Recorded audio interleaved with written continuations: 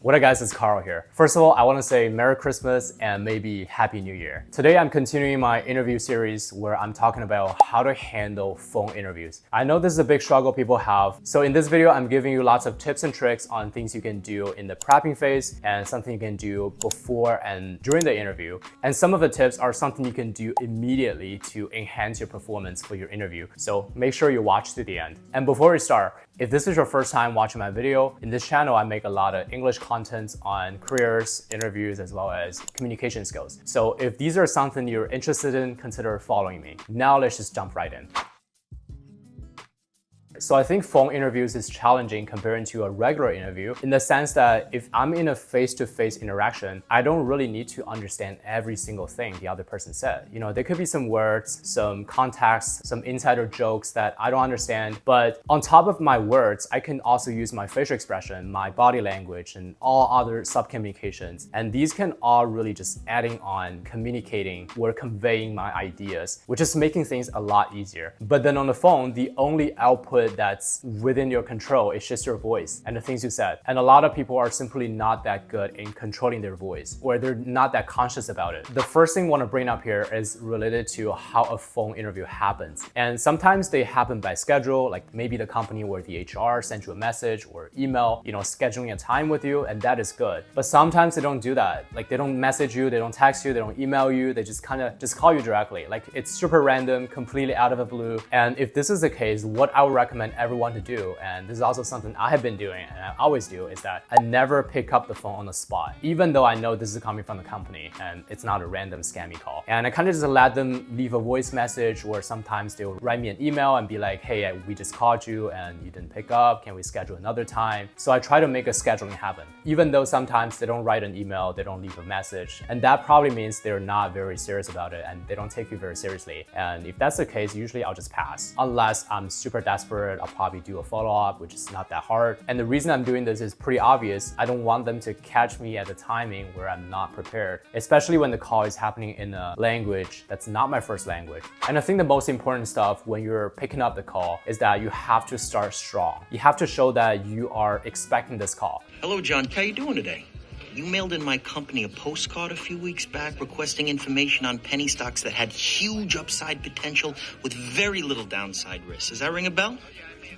Okay, great.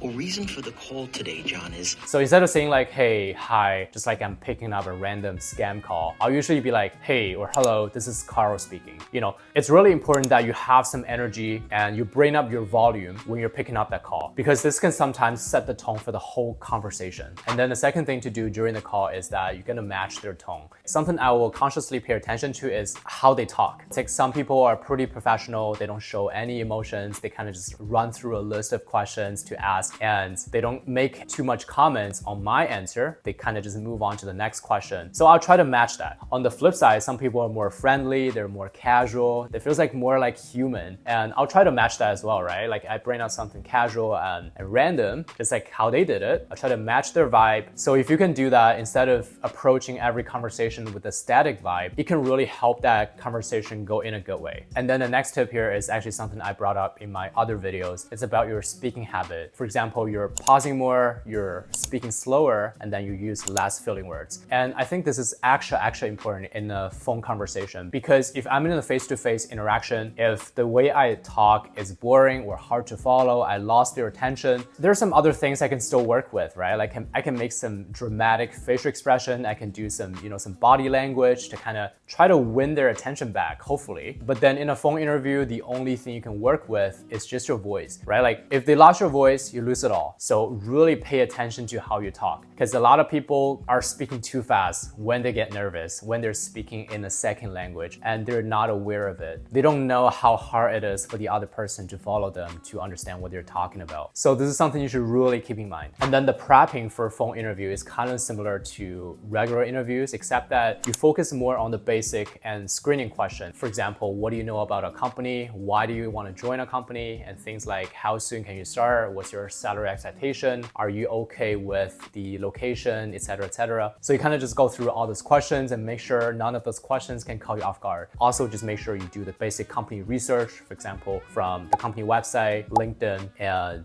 Glassdoor for the basic questions, and sometimes even Reddit and Discord. There's a lot of nuances depending on which industry, which company, which role you're recruiting for, which I'm not gonna dive into too much detail. And my final 2 tips for you when you're speaking on the phone is first, smile consciously when you're talking on the phone. Second is stand up or sit up straight, like straighten your back, because you might not notice, but your posture and your facial expression can sometimes alter your voice by a tiny little bit, and the other person can feel it. So by doing this, you can quote unquote sound more friendly when you're talking on the phone, which is super helpful. And then last thing here is something I always do right before the phone interview is that I'll do like 10, 20 push-ups or whatever other, jumping, whatever works for you to kind of get my blood flowing so I can be more relaxed and I talk in a more grounded way. At least for me, it helps with not sounding nervous or stuttering, especially if I've been sitting still for the whole day. So maybe that works for you as well. Give it a try. So that is all for this video. Hopefully you get some value here, and I hope you succeed in your phone interviews and any subsequent interviews. And if you want to have a chat or you need some support in your job search or interviews, my DM is open. So I'll see you guys in the next. Ever since you